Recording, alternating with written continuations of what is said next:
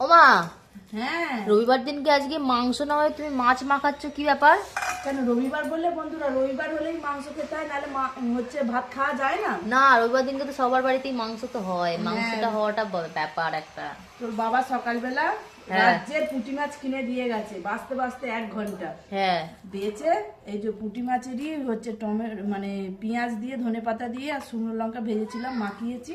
হ্যাঁ। আর এইখানে ওই মাছেরই আবার আলু দিয়ে, টমেটো দিয়ে, পেঁয়াজ দিয়ে ঝাল করেছি।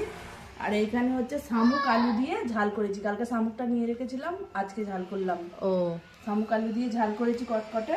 আর এখানে হচ্ছে কুমড়ো আলু ভাতে পেঁয়াজ নিয়ে নিচ্ছি, এই যে ভাত। এই দিয়ে আজকে রবিবারের মেনু খাওয়া হবে। ভাত বেড়ে নিয়েছি, নিয়ে তোরা বস, এই যে।